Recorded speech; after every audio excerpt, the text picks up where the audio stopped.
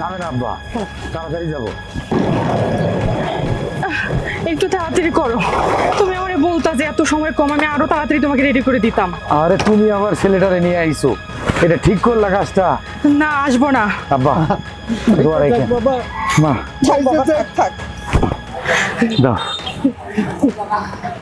আসি বাবা, তোমার জন্যই আমি বিদেশে যাচ্ছি, খুব তাড়াতাড়ি চলে আসবে, ঠিক আছে? বাই।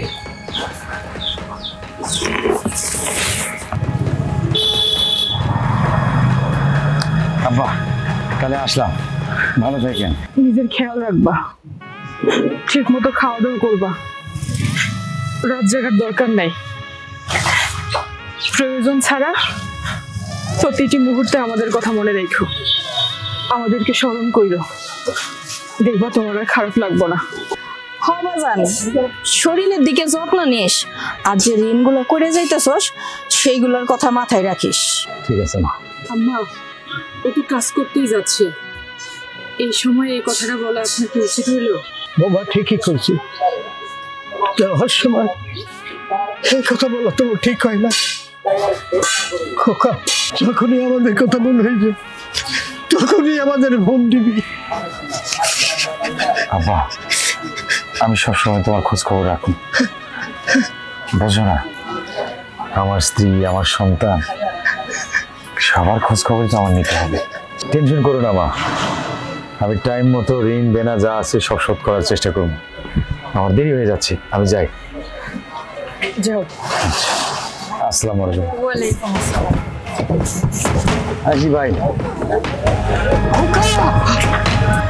আব্বা, আপনার ছেলে বিদেশে যাচ্ছে, দেশে নয়। এখন পিছনে ডাকাটা আমার কেমন জানি মনে হচ্ছে। নাম্বার আছে, ফোন আছে, পরে ফোনে বলতে পারবেন তো? শোনো বৌমা, বাপ মা যদি সন্তানদের সামনে পিছন থেকে ডাকে তাহলে কোনো সমস্যা হয় না। এসব আমাদেরকে বুঝাইতে এসো না, আমরা নাদান বলদ না, আমরা এসব খুব ভালো করে বুঝি। অতি ভক্তি চোরের লক্ষণ।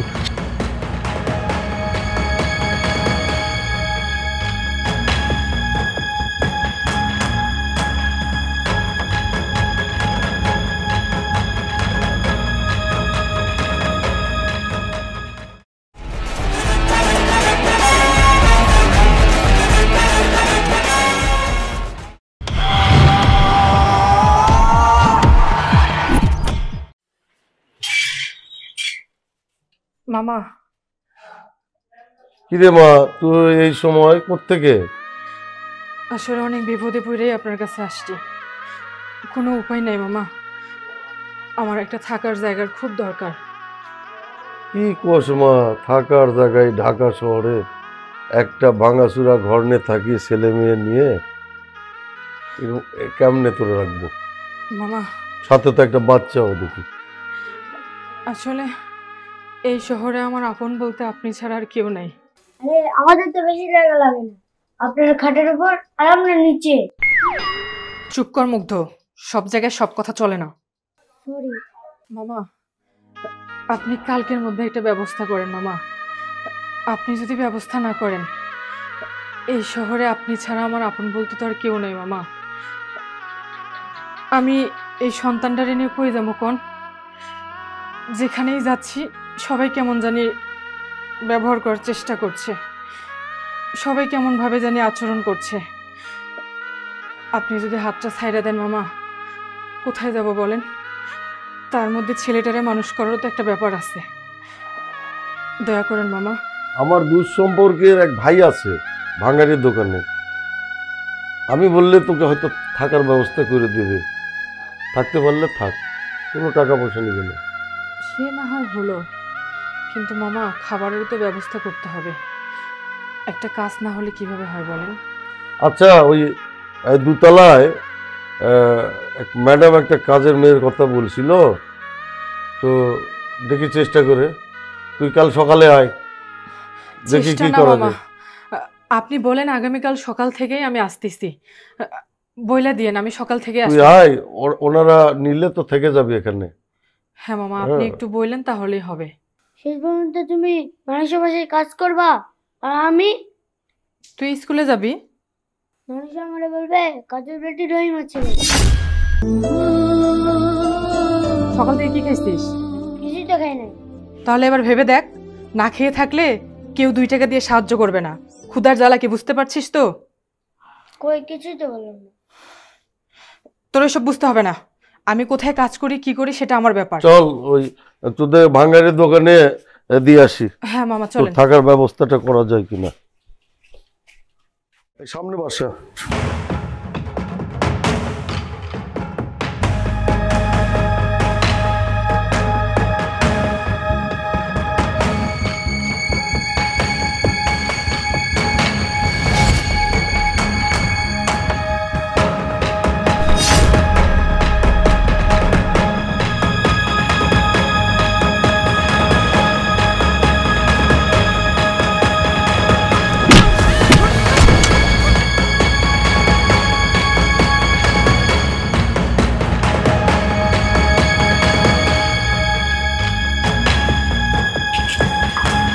আরে ভাঙাচুরা কিচ্ছু নাই, তুমি কেমন করে বললে? বুঝলাম না মামা, আমার মনে হলো আমার আপন কেউ আমাকে ধাক্কা দিয়ে ফেলে দিল। এই শহরে আমি ছাড়া তোকে ধাক্কা দেওয়ার মতো কে আছে? ও সেই তো, আমি তো ভুলেই গেছিলাম মামা। এই শহরে একমাত্র আমার ছেলে আর আপনি ছাড়া আমার আপন কেউ নেই। আমারই ভুল, বুঝতে পারি নাই। আচ্ছা ওঠো ওঠো। ঠিক আছে মামা, চলেন।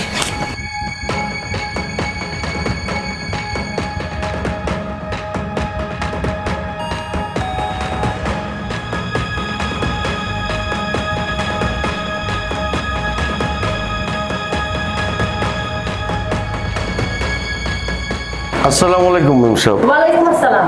আপনি একটা কাজের লোকের কথা বলেছিলেন, নিয়ে এসেছি। আচ্ছা ভিতরে আসুন।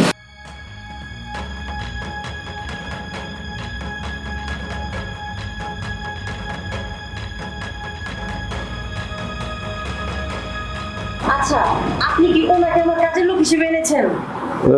হ্যাঁ ম্যাডাম। কিন্তু আমি তো আপনাকে মানে মুরব্বী একজন কাজের লোক এনেছিলাম, খালাম্মা বুয়া টাইপের। এটা তো ইয়াং একটা মেয়ে। ও আমার খুব কাছের লোক ম্যাডাম, ও ভালো, ওর গ্যারান্টি আমি নিয়ে নিলাম। ওকে আমি চিনি, ও খুব ভালো মানুষ। আরে সবই বুঝছি, সবাই আজকাল গ্যারান্টি নেয়, পরে চুরি চামারি, এমনকি ইয়াং মেয়েরা আজকাল বাড়িতে বাড়িতে দেহ বিক্রি করে। ওসব নিয়ে ভাববেন না ম্যাডাম, আমার উপর বিশ্বাস রাখতে পারেন। ম্যাডাম, আপনি আসলে যেমনটা ভাবতেছেন আমি সত্যি এরকম না। আমি আপনার বাসায় কাজ করতে আসছি জীবন জীবিকার তাগিদে, অন্য কোনো উদ্দেশ্য আমার নাই। আর আপনি যেটা বললেন এটা যদি করতাম তাহলে অন্তত আমার এই বয়সে আপনার বাসায় ঘোরাঘুরি করতে হতো না। আমাকে বিশ্বাস করতে পারেন। আচ্ছা আচ্ছা আচ্ছা, ঠিক আছে। আপনি যেহেতু আমার বিশ্বস্ত মানুষ, আপনার কথায় ভরসা করে আমি ওকে কাজে রাখলাম। আর তুমি যাও, এক্ষুনি গিয়ে কাজে লেগে পড়ো। বাড়ির সমস্ত কাজ, রান্না বান্না, কাপড় ধোয়া, মাজা ঘষা সব কিন্তু তোমারই করতে হবে। যা, নিজের বাসার মতো দেখভাল করে রাখিস, ম্যাডামের মন জোগানোর চেষ্টা করিস, ভালো হবে। জি মামা, আপনি কোনো টেনশন করবেন না। ঠিক আছে। ম্যাডাম কোন দিকে যাব কাজটা একটু বুঝাই দেন। আচ্ছা, তুমি ওই দিকে যে কাজ করো। আচ্ছা ম্যাডাম। তো ম্যাডাম আমি আসি, আসসালামু আলাইকুম।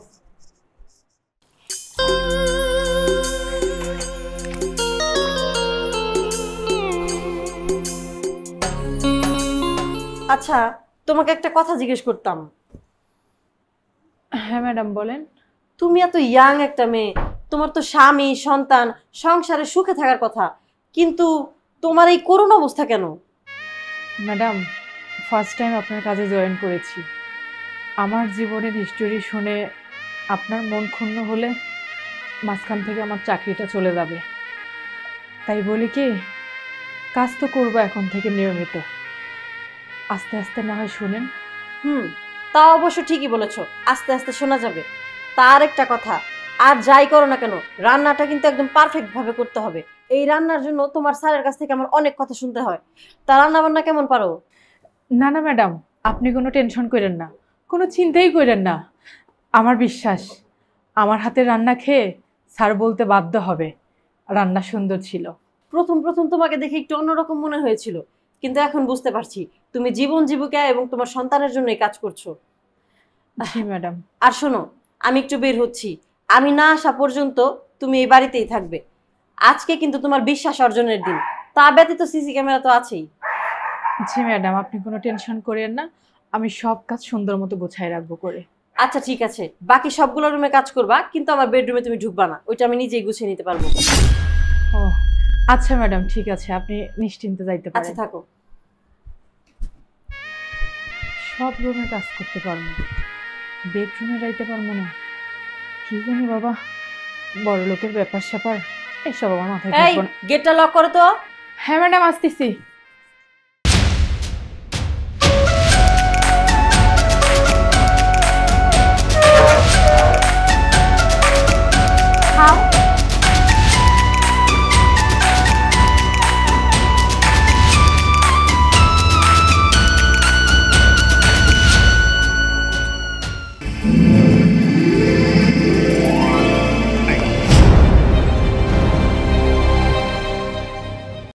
Anything wrong? খাবার কে রান্না করছে? আরে আর বইলো না, অসাধারণ একটা বুয়া, ফাটাফাটি রান্না করে, এত সুন্দর কাজ করে, মনে হয় ওর জন্মই হয়েছে বুয়া হওয়ার জন্য। বুয়ার জন্য যদি কোনো ডক্টরের ডিগ্রি দিয়ে থাকতো, ওরেই আমি দিয়ে দিতাম। মানে? আরে কতদিন থেকে বুয়া খুঁজছিলাম, আজকে ফাইনালে একটা বুয়া পেয়ে গেছি। এত ভালো কাজ করে, কি পারে না, একদম ঘরবাড়ি ঝকঝকে করে দিয়েছে। আর রান্না, তোমাকে বিয়ে করার পরে আজকে আমি পেট ভরে ভাত খেয়েছি। ভেবেছিলাম দুপুরে তোমার জন্য অফিসে পাঠাবো, কিন্তু ভাবলাম রাতে তোমাকে একদম সারপ্রাইজ দেই। কিন্তু রান্নাটা খুব পরিচিত লাগছে। হোয়াট? না, আমি মালয়েশিয়ায় থাকতাম না, হুম। আমার রুমমেট ছিল, ও রান্না করতো, ও সেম টেস্ট আর কি। ভালো ভালো।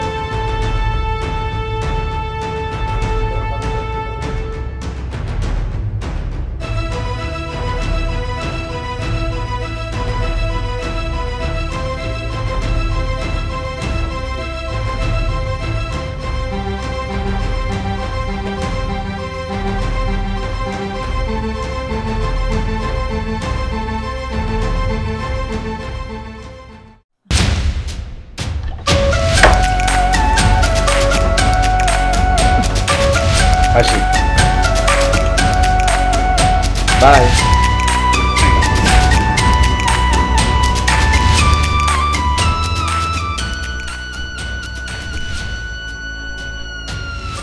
Okay bye.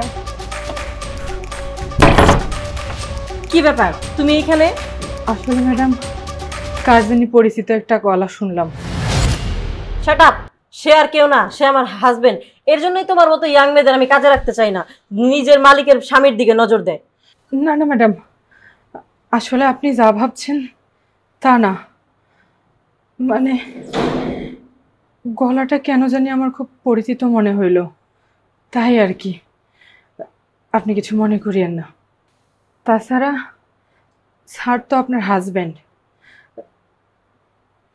আল্লাহর পরে আমার রিজিকদাতা তিনি, তাকে আমি অসম্মান করব কি করে ভাবলেন? সে এরকম কথা আমি কখনো ভাবিও না। আপনি আমাকে ভুল বুঝবেন না ম্যাডাম, দয়া করে আমাকে ভুল বুঝবেন না। অনেক কষ্টে এই কাজটা জোগাড় করেছি। ফার্স্ট টাইম তোর কোনো ব্যবহারে আমি মনক্ষুণ্ণ হয়েছি। নেক্সটে যদি এমন হয় তাহলে কিন্তু ঘাড় ধাক্কা দিয়ে এই বাড়ি থেকে বের করে দিব। Mind it. ধর, কত কষ্ট করে একটা কাম জোগাইছি, সামান্য একটা কারণে আমার এই কাজটাও যদি চলে যায়, তারপরে আমি আর আমার সন্তান না খেয়ে অনাহারে দিন যাপন করতে হইব। কেন যে এরকম মনে হলো বুঝতে পারলাম না। আজকাল মনে হয় আমি একটু বেশিই ভাবছি। বাই।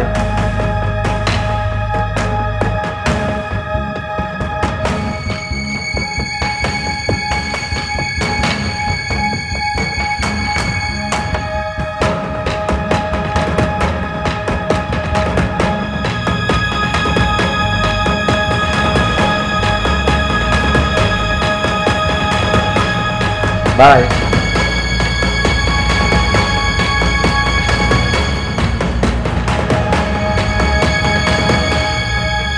বাই।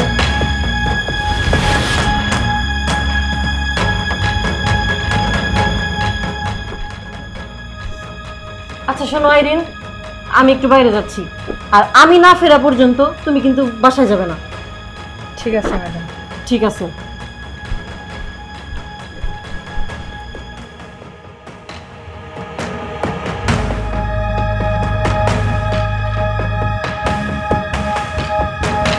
বাই।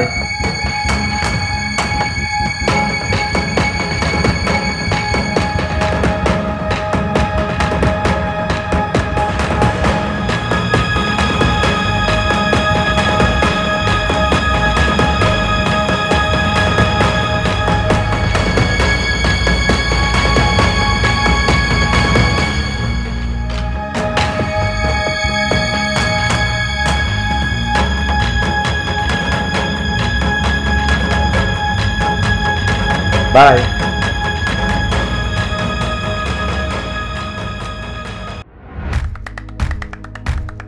এইখানে 10,000 টাকা আছে। 10,000? 10,000 কেন দিবা? তোমার আমি এত স্যাক্রিফাইস করি আর তুমি মাত্র দিচ্ছ আমাকে 10,000? তোমার সাথে 10-এর কথা ছিল না, তোমার সঙ্গে কথা ছিল প্রতি মাসে তুমি আমাকে 20,000 টাকা দিবা। আর তুমি এত কামাইতেছো, আমার দিতে কি সমস্যা ভাই? আরে আরে রিল্যাক্স, আগামীকালকের মধ্যে বাকি 10,000 টাকা আমি পাঠিয়ে দিব, এখন আপাতত আমার কাছে নাই। আমি অনেক স্যাক্রিফাইস করতেছি, তুমি আমার দিবা 20,000 আর তুমি আমার দিচ্ছ 10,000। তোমার সঙ্গে তোমার 10-এর কথা ছিল না, আর তুমি তো অনেক কামাইতেছো, আমার দিতে তোমার কি সমস্যা? আরে ভাই থামো, বাকি 10,000 টাকা আমি আগামীকালকের মধ্যে তোমার কাছে পাঠিয়ে দিব, এখন আপাতত আমার কাছে নাই। ঠিক আছে, সময় মতো যদি টাকাটা পাই তাহলে কোনো প্রবলেম নেই, আর সময় মতো টাকাটা যদি না পাই আমি কিন্তু ঠিক জায়গায় ঠিক সময় সামনে গিয়ে দাঁড়াবো, বলে দিলাম। না না, তোমার এত প্যারা নিতে হবে না, আমি প্রতি মাসে টাইম মতো টাকা দিয়ে দেওয়ার চেষ্টা করব, আর 20,000 করেই পাবা।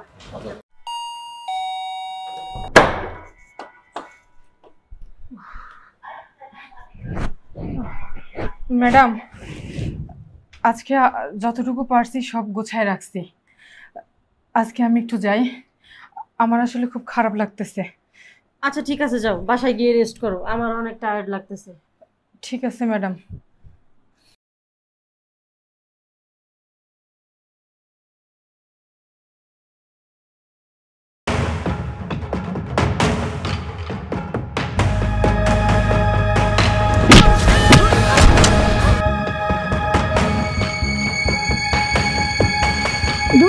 এটা একটা কাজ করলেন, আমার ভালো শরীরে নষ্ট করে দিলেন। আমার আম্মুকে এখন কি জবাব দিব? ফেলে দেওয়ার পর, আঘাত দেওয়ার পর এভাবে তাকে কি দেখেন? আপনার মনে করছে আপনার দোষ নেই? আরে তোমারও তো অনেক দোষ আছে, এত স্পিডে কেউ আসে? আরে আঙ্কেল, আপনার স্পিড ছিল না আমার স্পিড ছিল? আপনার গাড়ি আছে, আমার কিছু আছে? আচ্ছা ঠিক আছে, এক কাজ করি, চলো তোমাকে ডাক্তারের কাছে নিয়ে যাই। আমার আছে টেনশন। টেনশন? তোমার আবার কিসের টেনশন? আমার আম্মুকে খুঁজে পাচ্ছি না, সে এটা কি টেনশন না? তো তোমার আম্মু এখানে কোত্থেকে আসলো? তোমার আম্মু কোথায় থাকে? 2 তলা যে মহিলাটা কাজ করে ওটাই আমার আম্মু। কিন্তু 2 তলা তো আমার বাসা, তোমার আম্মুকে তো দেখলাম না। আরে ডান পাশের বাসাটা নেই, ওইটা কার? আরে আঙ্কেল, এটা একটা কথা বললেন, আপনার বাসায় আমার আম্মু কাজ করে, সেটাই আপনি জানেন না। আরে আমি দেখবো কি করে? আমি তো সকালবেলা বের হয়ে যাই, সন্ধ্যার সময় আসি। আরে তোমার অনেকখানি তো কেটে গেছে মনে হচ্ছে, চলো তোমাকে হাসপাতালে নিয়ে যাই। ও কিছু না, আমার আম্মু কি জানি একটা ট্রিটমেন্ট দেয়, সব ঠিক হয়ে যায়। তোমার আম্মু ডাক্তার নাকি? ডাক্তারের বাপ। আচ্ছা চলো তোমাকে বাসায় পৌঁছে দিয়ে আসি। আরে না না, আমি একাই যেতে পারবো। এই তুমি বেশি কথা বলো, ওঠো।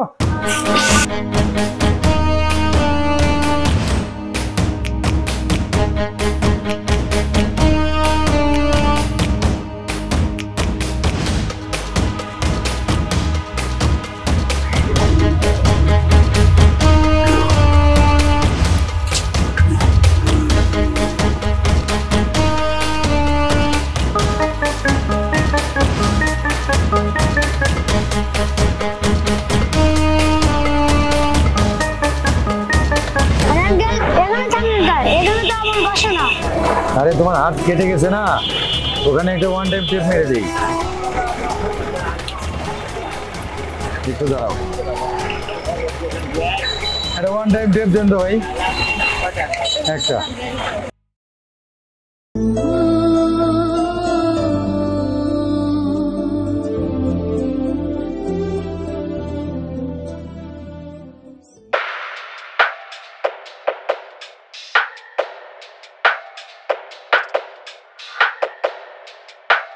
ধন্যবাদ।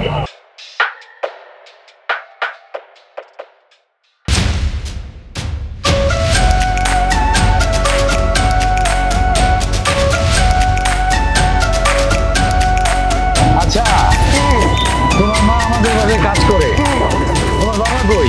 বিদেশে। ও, বিদেশে।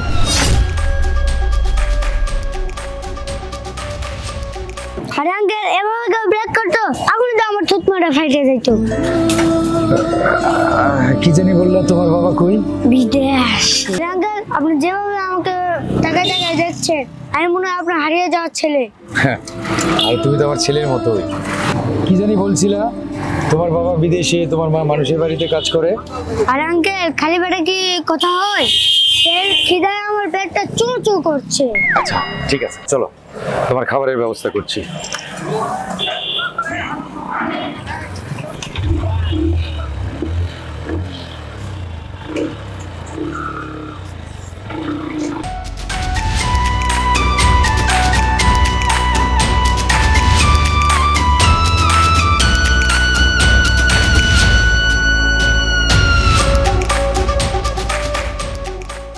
আসো, বলো তুমি কি কি খাবা? যা যা খাবা সব বাসায় নিয়ে গিয়ে খাবা। তাহলে আমার খাওয়া হয়ে গেছে। কেন? আরে আমার আম্মু কারো জিনিস খাইতে দেয় না আমারে। আপনি যদি করেন তাহলে এখানেই খাওয়া। তোমার মা তো তাহলে খুব কড়া। জি হ্যাঁ, একের করা। আচ্ছা এবার কি কি নিবা নাও, তোমার যা যা পছন্দ সব নিবা। আঙ্কেল আমার একটা কেক দেন, ওই টাইম দিবেন। একটা চকলেট দেন, একটা কোক দিয়ে।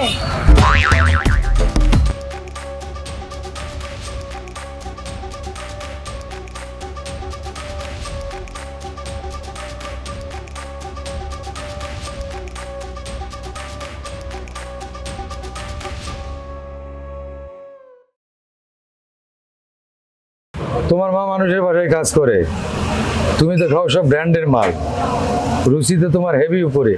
আরে আঙ্কেল তো আসতে বলে, আমার আম্মু মানুষের বাসায় কাজ করে, মানুষ শুনলে কি বলবে?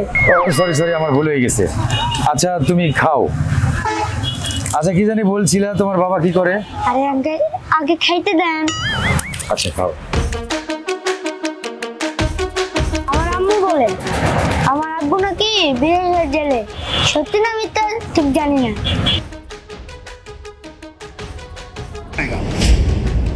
তা তোমার দাদা দাদি কোথায়? দাদি একটা খারাপ লোক, দাদা খুব ভালো। ওনারা গ্রামে আছেন। ওনারা গ্রামে, তোমরা শহরে, বুঝলাম না কিছু। আরে আঙ্কেল একটু খাইতে তো দেন। ও সরি সরি, আচ্ছা খাও।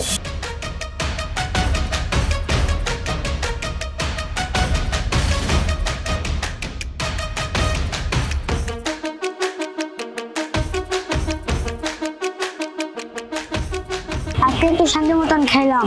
আরে আমার আম্মু তো খাইতেই দেয় না। আরে খাইতে দিবে কেমনে, তোমার বাবা তো বিদেশের জেলে। আচ্ছা আঙ্কেল আপনার এত সুন্দর বাড়ি, এত সুন্দর গাড়ি, আপনি আসলে কি করেন? আপনার বেতন কত? আরে নারীর বয়স আর পুরুষের বেতন শুনতে নেই। আমিও বিদেশে ছিলাম, বিদেশ থেকে এসে একটা ফিড মিল দিছি। এই হাঁস মুরগি গরু ছাগলের যে খাবার ফিড, এইটার মিল। তাহলে তো আপনি অনেক টাকা সাকিব আঙ্কেলের মতো। সাকিব খান? না না, সাকিব আল হাসান, ক্রিকেটার ক্রিকেটার। না, ওদের মতো এত না, একটু কম তাই না? একটু না অনেক কম। চলো তোমাদের বাসায় যাব। আরে না না, আমাদের তো বাসা নেই। আরে যা আছে সেখানে যাব, চলো। এই ভাই, এই যে আপনার বিল রাখেন, এটা তুমি হাতে রাখো।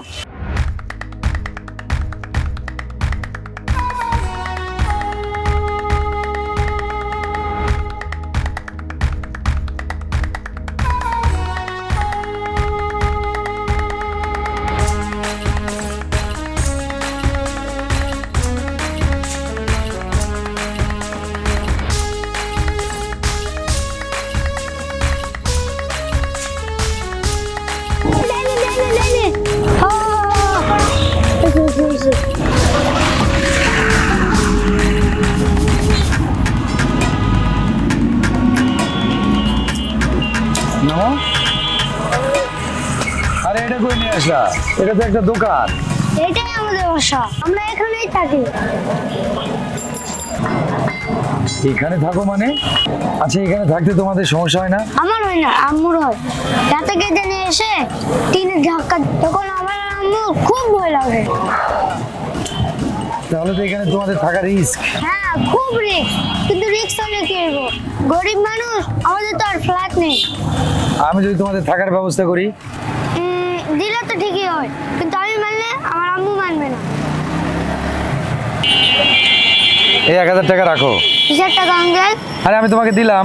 আমার আম্মু বলছে কারো কোনো কাজ ছাড়া টাকা পয়সা নিবি না।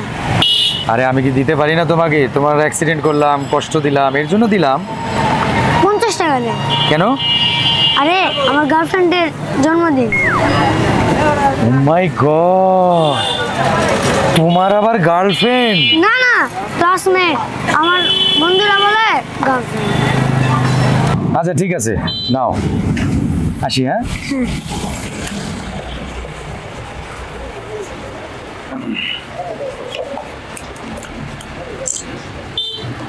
তাহলে আমি আসলাম, ভালো থেকো। হ্যাঁ হ্যাঁ, আপনিও ভালো থাকেন। হ্যাঁ, বাই। আঙ্কেল আঙ্কেল আঙ্কেল, আঙ্কেলের নামটাই জানা হলো না।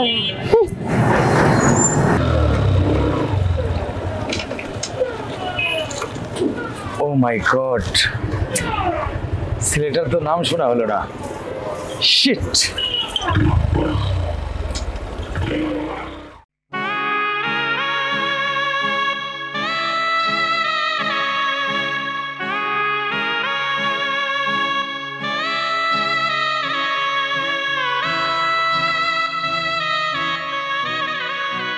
তুমি এখানে বসে আছো আর আমি কোথায় খুঁজছি? না, আসলে বুঝতে পারতেছি না, আজকে হঠাৎ করে কেন জানি মনটা খারাপ হয়ে গেছে আমার। ও কিছু না। আব্বুর কথা মনে পড়ছে না? আব্বুর কথা মনে পড়ে কি হইবে? আব্বু আছে বিদেশের জেলে আর আমরা দেশে মা ছেলে। পাখনা কথা কম বল মুগ্ধ, চল বাসায় যাই। আচ্ছা মুগ্ধ, একটা কথা বলি। বলো। বাসায় তো 1 পট চাউল আছে আর একটু ডাল আছে, সেটা দিয়ে তোকে খিচুড়ি করে দি বাবা। কিসের খিচুড়ি? আজকে চাইনিজ খাবো। চাইনিজ? চাইনিজ কোথায় পাবি? সেই কপাল কি আর তোর? তোর কপালে কি আর চাইনিজ আছে? আছে আছে, আমার কাছে 1000 টাকা আছে।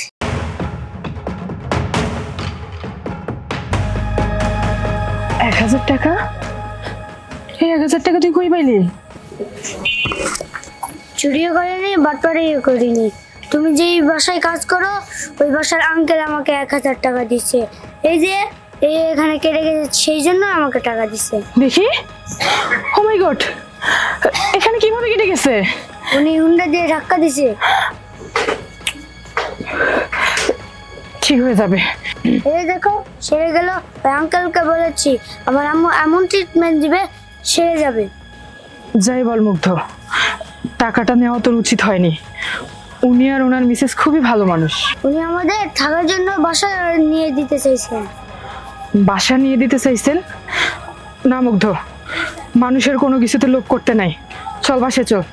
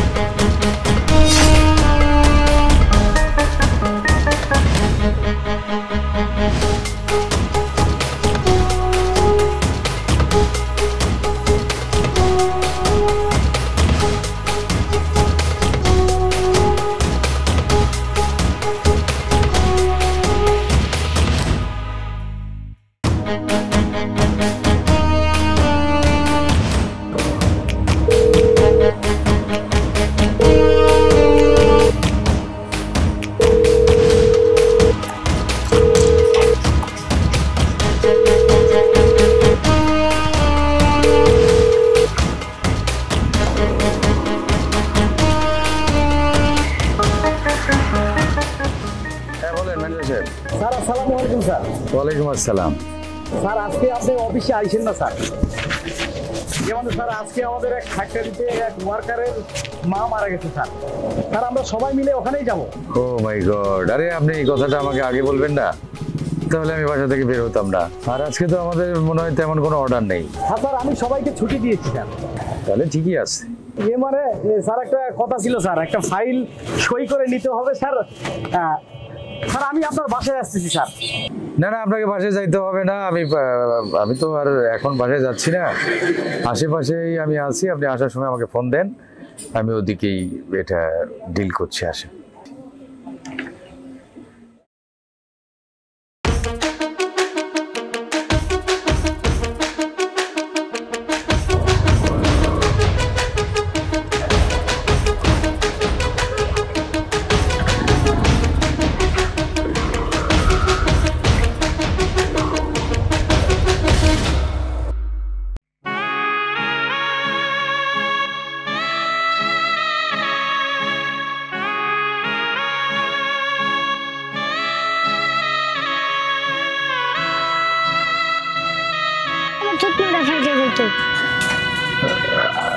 কি জানি বললো তোমার বাবা কই? বিদেশ। আপনি যেভাবে আমাকে টাকা দিয়ে যাচ্ছে, আমি মনে হয় আপনার হারিয়ে যাওয়ার ছেলে। ছেলেটার বাবা বিদেশ, মা মানুষের বাসায় কাজ করছে। আবার দাদা তাকে ভালোবাসে, দাদি বাসে না। কত কিছু যেন মিলে যাচ্ছে। শিট।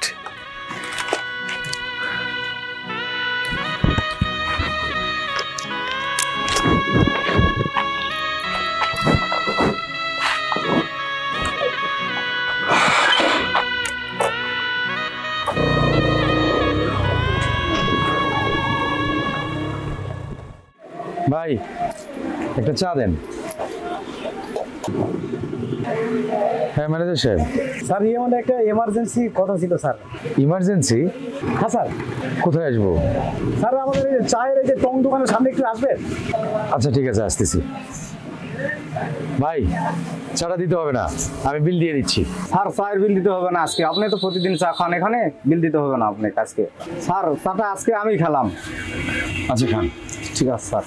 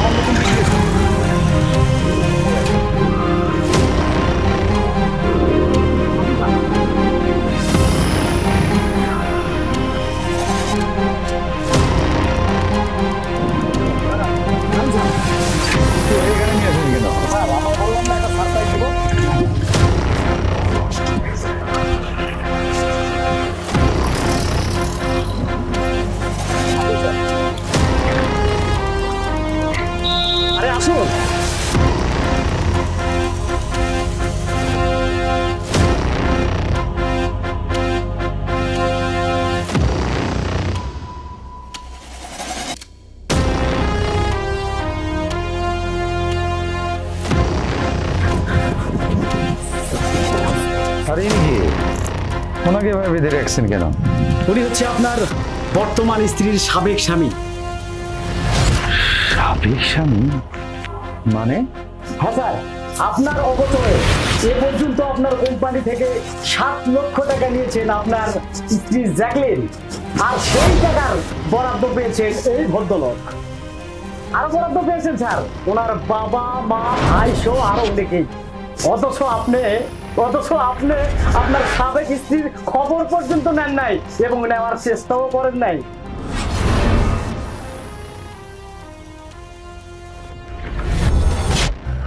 মানে আপনি সব কি বলছেন? হ্যাঁ স্যার। আমি তো কিছুই বুঝতে পারছি না। সত্যটা স্যারের সামনে খুলে বল। হ্যাঁ ভাই, আপনি জ্যাকলিনের স্বামী নন, জ্যাকলিনের আসল স্বামী হচ্ছে আমি। ও এইভাবে ব্যবসা করে, একটারে ধরে একটারে ছাড়ে, এটা তার ব্যবসার একটা পলিসি। আমি তো কিছুই বুঝতে পারছি না, কি বলছে এসব? জি হ্যাঁ, আপনার মতো আমিও সহজ সরল ভালো একজন মানুষ ছিলাম, কিন্তু জ্যাকলিনের প্রেমে পড়ে আমার জীবন, আমার ব্যবসা বাণিজ্য সব কিছু তছনছ করেছি। তারপর থেকে আমি তার পিছু ছাড়িনি। তারপর সে আমাকে প্রতিজ্ঞা করে সে আমার স্ত্রী থাকা অবস্থায় এ ব্যবসা চালিয়ে যাবে।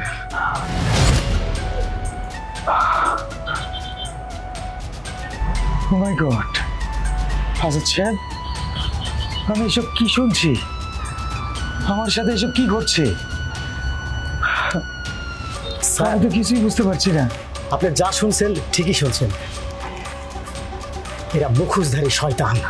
প্রতি মাসে আপনার কোম্পানি থেকে আমাকে 20,000 টাকা দেওয়া হয়, তার বাবা মা, তার ভাই ভাবি সহ সবাইকে দেওয়া হয় আপনার এই 20,000 টাকা। আর শর্ত একটাই থাকে, আমরা যেন কখনো আপনাদের সামনে এসে কথাটা না বলি। শুধু এখানেই শেষ নয় স্যার, আপনার মিল, কারখানা, জায়গা জমি, স্থাবর যা কিছু আছে সব কিছুই আপনার বর্তমান স্ত্রী জ্যাকলিন তার নামে করে নিয়েছেন। আর অলরেডি সেই উকিল নোটিশ আমাদের কাছে চলে আসছে।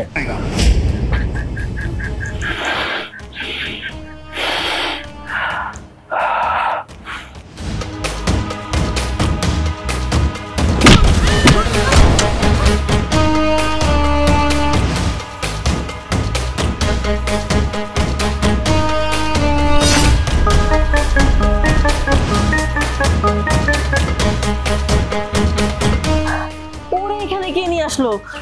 কেউ যদি দেখে ফেলে?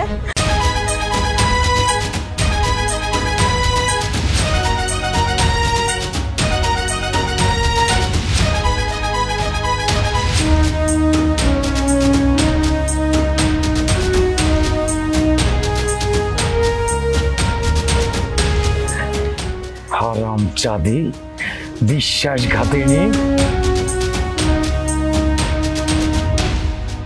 আমার ম্যাডামের গায়ে হাত দেওয়ার কোনো অধিকার আপনার নাই।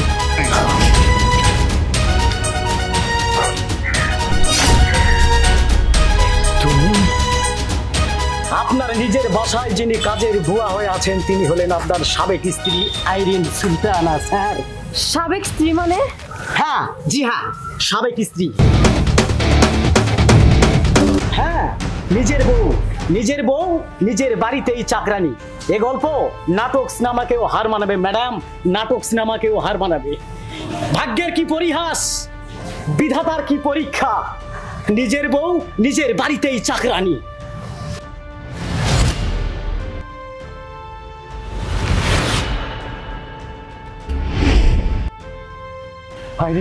খবরদার, আপনি আমার কাছে আসার চেষ্টা করবেন না।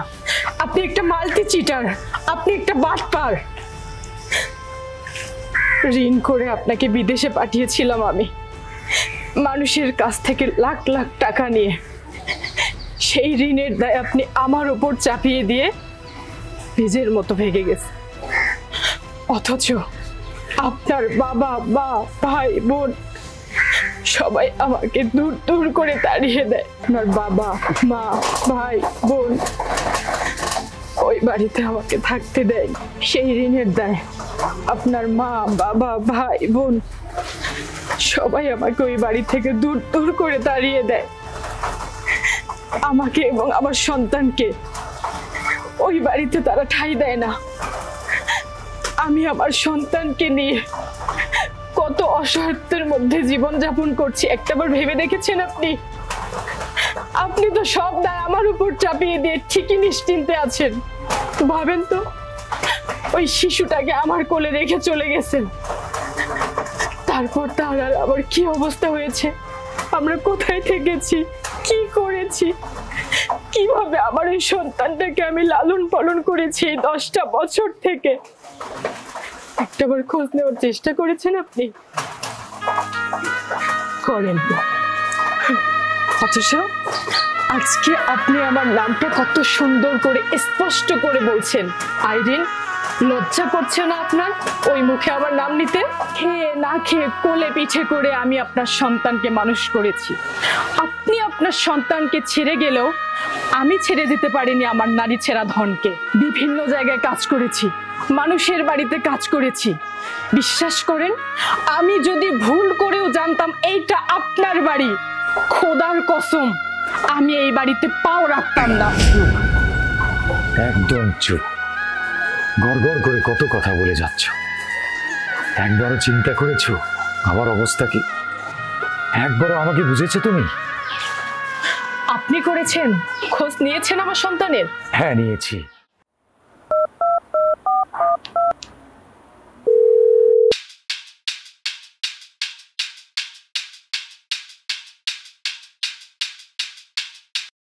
হ্যালো আব্বা, আসসালামু আলাইকুম।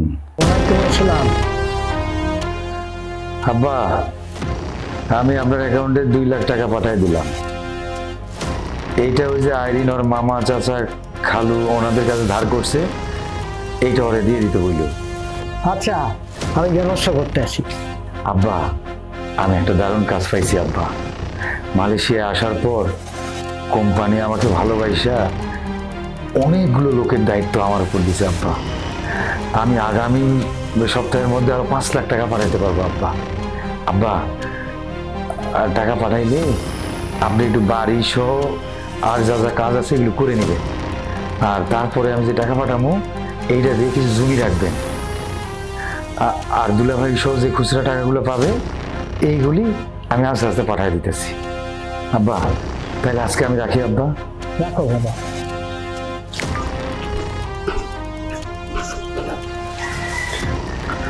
শ্বশুর আব্বা, আপনি তো এই গ্রামের মধ্যে প্রধান ধনী লোক হয়ে যাইবেন। নীলয় তো মারাত্মক লেভেলের কাম পাইছে।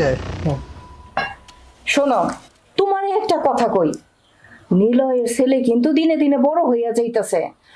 আর ও বড় হয়ে গেলে কিন্তু আমরা বুড়া বুড়ি আমাকেও কিন্তু দেখবো না। এলিগে কইতাছি, যা কিছু করবা ভাইবে চিন্তা করবা কিন্তু। আসলে তুমি সৎমাই রয়ে গেল। আমি আর তুমি যদি নীলয়ের কজলিয়াটা কাটটা খাইতেও চাই, ও সেটাও দিয়ে দেবে। শ্বশুর আব্বা, এই দুনিয়ায় বইয়ের বুদ্ধি দিয়ে জামাই চলে, যেমনটা আমি আপনার মায়ের বুদ্ধিতে চলি। কি বলতে চাও তুমি? শ্বশুর আব্বা, দুর্নাম ঢুকায় দেন বইয়ের উপরে, আপনার অ্যাকাউন্টে টাকা আসবে, আমরা সবাই ভাগ করে নিব। ওর শ্বশুর বাড়ির ঋণ দেনা কিভাবে মিটাইবো সেটা ওই ভালো জানে। তাই হ্যাঁ, জামাই বাবাজি একেবারে ঠিক কথা কইছে। নিলয় টাকা না দিলে ওর বউ কোথা থেকে ঋণ শোধ করবে? আব্বা গান, প্রবাসী বইয়ের নিঃশ্বাসের বিশ্বাস নাই, এইটা সব প্রবাসীরাই জানে। আগে টাকা আসুক, তারপরে ভাবা যাইব। হ্যাঁ, জামাই বাবাজি ঠিকই কইছে, আগে অ্যাকাউন্টে টাকা আসুক, তখন দরকার হয় আমরা বলবো না যে তোর বউ কার সাথে যেন বাইকে গেছে। তুমি বুঝো না? শ্বশুর আব্বা, আপনার ছেলে গেছে 6 মাস হলো, আর এইদিকে আপনার ছেলের বউ কার কাছে যাইতাছে আইতাছে, এইটার কি খবর রাখছেন আপনি? না, এইসব বাজে কথা আমি শুনতে চাই না। আপনার বউরে জিজ্ঞেস করেই দেখেন। বৌমা, এসব কি শুনছি? তুমি নাকি পরকীয়া করছো? আব্বা, আপনি এসব কি বলতেছেন? আমার একটা সন্তান আছে, আমার স্বামী আছে, আমি এসব করতে দেবো কেন? নেকা, তুমি তো রাত্রেবেলা তোমার রুমে আমার যাইতে কইলা, তোমার স্বামী বিদেশ বইলা আমি গেলাম। ওমা, এখন তো দেখি তুমি আমার বউরে সব কয়ে দিলা, এখন আমার বউরে কে সামলাবে? দুলা ভাই, আপনাকে আমি আমার বড় ভাইয়ের মতো সম্মান করি, আর আপনি কি না, ছি। দেখছেন আব্বা, দেখছেন কি অবস্থা? হারামজাদি, দুশ্চরিত্রা, তোরে আমি এই বাড়ি থেকে এক্ষুনি বের করব। এই তুমি চুপ করো, চল মা, চল। আপনি একটা ভুল বুঝতেছেন।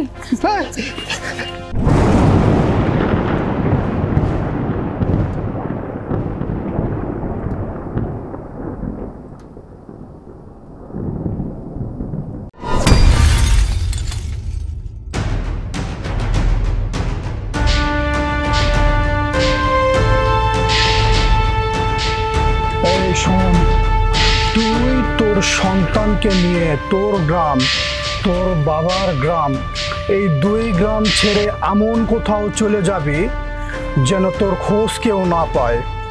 আর যদি কেউ খোঁজ পায় তাহলে তোর এই সন্তানের লাশ তুই পাবি না। না ভাই না, আপনারা দয়া করে আমার সন্তানের কোনো ক্ষতি করেন না। আমি কথা দিতেছি, এই গ্রাম সাইরা, আমার বাবার গ্রাম সাইরা, 100 গ্রাম সাইরা এমন কোন জায়গায় যাবো, আপনারা কেন, হয়তো এই পৃথিবীর কেউ আর কোনোদিন আমার খোঁজ পাইব না। তবু দয়া করে আমার সন্তানের কোনো ক্ষতি করেন না।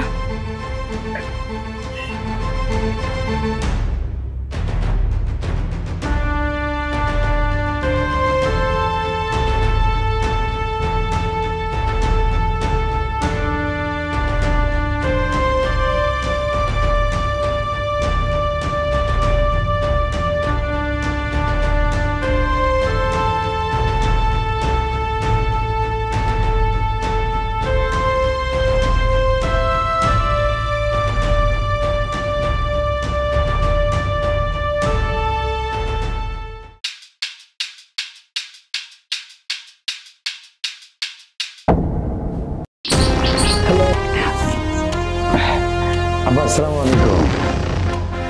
আব্বা আইরিন কই? আইরিন তো হ্যালো বাজান রে, কি আর কম দুঃখের কথা, তোর বউ তো আরেক বেটার লগে ভাগছে।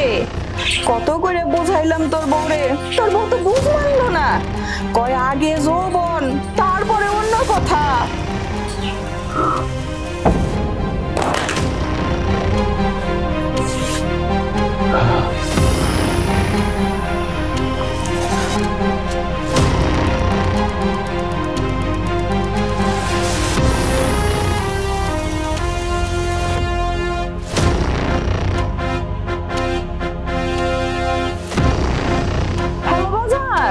হ্যালো শোন বুইরা, তোরে আমি আবারও কইতাছি, এই সমস্ত কথা যদি ঘুণ অক্ষরেও তুই তোর পোলারে কস, তাইলে কিন্তু তোর দিন শেষ। 2 দিন পরে তো তুই মইরা যাবি।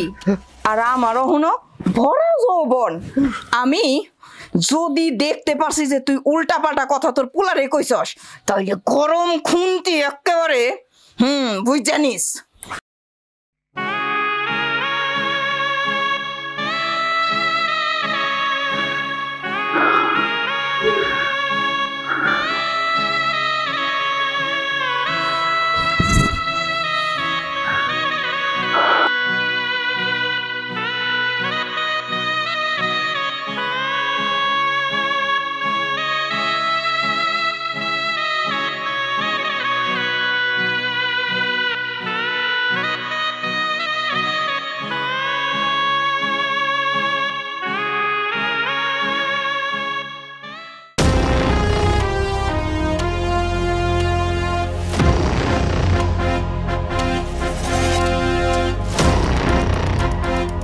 আচ্ছা, আইরিনের সাথে নিলয় কোনোভাবে যোগাযোগ করতে পারবে না তো?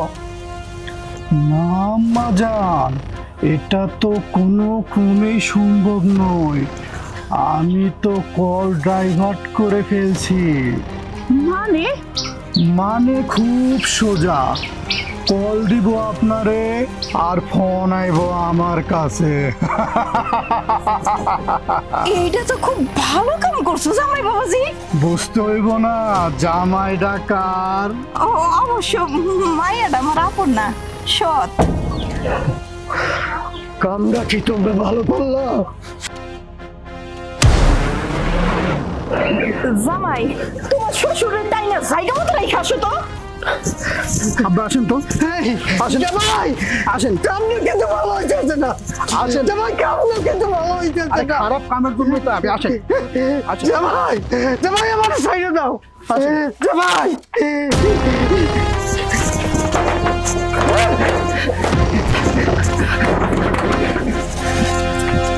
তোমার শ্বশুর একটা ডিস্টার্ব, জামাই বাবাজি, তোমার আমার এই জন্যই তো এত ভালো লাগে। কেমনে জানো তুমি আমার মনের কথাটা বুঝা যাও। শাশুড়ি আম্মা এইভাবে বললেন না তো, আমার খুব লজ্জা লাগতেছে। জামাই বাবাজি ছাড়ো, আশেপাশের মানুষজন দেখলে কি মনে করবো কও। তবে জামাই বাবাজি, কোন রকম ভাবে নিলয়ের বউ যেন নিলয়ের পাঠানো একটা টাকাও না পায়, আর নিলয়ের সাথে যেন যোগাযোগ না করতে পারে। তুমি এমন কাজ করবা, সাপও যাতে মরে, লাঠিও যাতে না ভাঙে, এইটা কিন্তু দেখার দায়িত্ব তোমার। সেটা ঠিক আছে, আমি এমন চাল করব কোনোভাবেই বুঝতে পারবে না।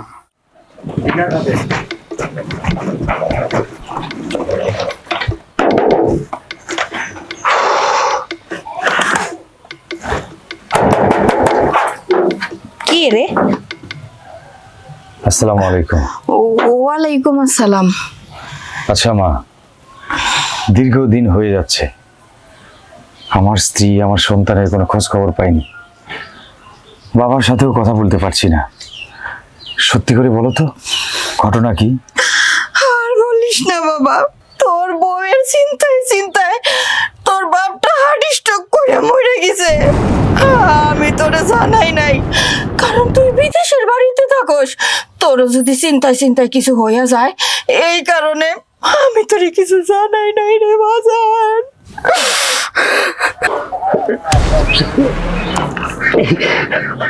আমারে ছেড়ে দে বাবা, আমারে ছেড়ে দে।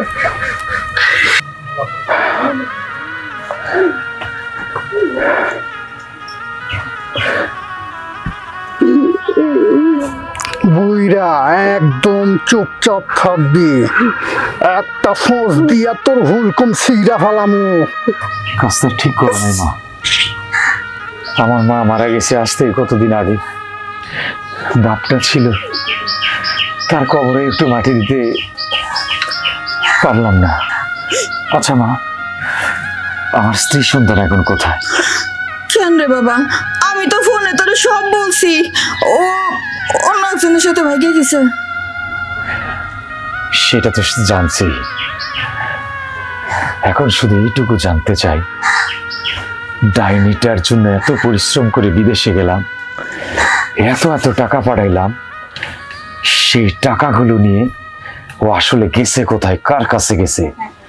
শেষবারের মতো ওর মুখটা আমি একটু দেখতে চাই। পরে একটা বার আমি জিজ্ঞেস করতে চাই, মা, আমার জীবন থেকে গিয়া আমার সন্তান নিয়ে কতটুকু সুখে আছে? বাবারে, এসব কথা বাদ দে তো, বিদেশ থেকে আসিস, চল তো বাড়ির ভিতরে চল। না মা, যেখানে আমার বাবা নেই,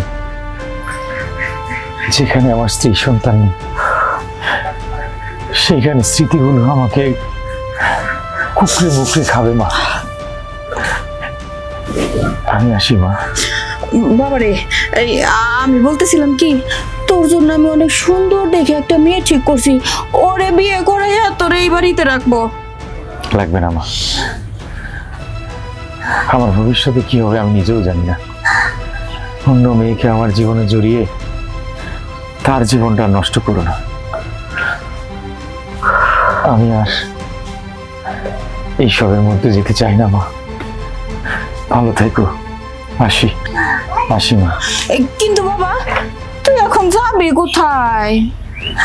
কোথায় যাব জানি না মা, তবে আমার জন্য এইটুকু দোয়া করো, ওই ডাইনিটার সাথে যেন আমার কোনোদিন দেখা না হয়।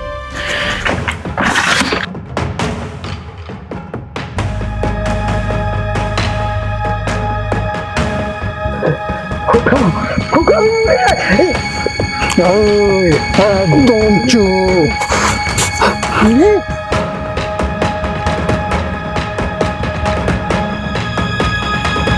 চুপ কর।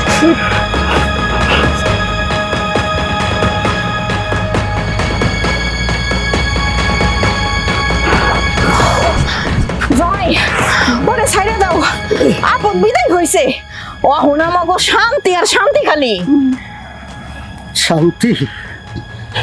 শান্তির খোঁজ করোস? জানিস না তোরা বাবা আদম আলাইহিস সালামকে এই পৃথিবীতে পাঠাইছিল শাস্তির জন্য, শান্তির জন্য না। তোরা তোরা এই জীবনে শান্তি পাবি না।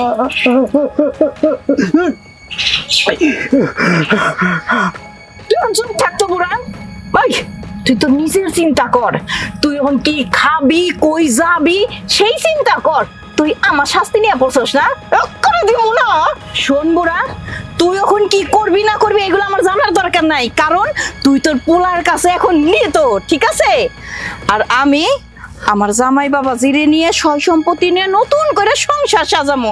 জামাই বাবাজি আইসা পড়ো। হে আল্লাহ, তুই তো সব কিছুর চাকরি, এই জালিমের বিচার আমি তোর কথাই দিলাম।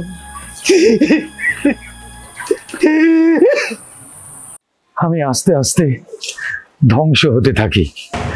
এর মধ্যে আমার জীবনে ইন করে এই ডাইনি জ্যাকলিন।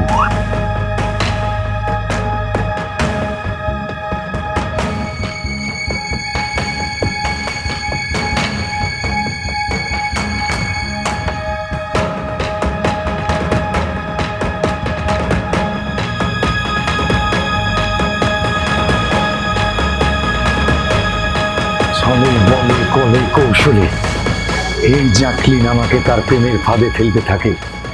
তারপর একটা ট্যাপ সাজিয়ে সেইখান থেকে কিছু পোলাপান দিয়ে আমাকে আটকিয়ে দেয়। আমি বুঝলাম না তো, ওই বেটা বিয়া করস নাই, শাদি করস নাই, আইসা একটা মেয়ের রুমে ঢুকে পড়ছস, কি শুরু করছিস এগুলা? আরে ভাই ওরে তো আমি ভালোবাসি, আমারে ভালোবাসি। আমার অনলাইন নষ্টামি করতে আইছস, আজকে তুই বাড়ে পড়ছস, আজকে তোরে খাইছি। বৈশালী, নষ্টামি করবি বিয়ের পর গিয়ে করবি, বিয়ের আগে কোনো নষ্টামি চলবে না। কি? আমি নষ্টা? শোনো, আমরা কিন্তু আজকেই বিয়ে করব। কি তুমি কি আমাকে বিয়ে করবে না?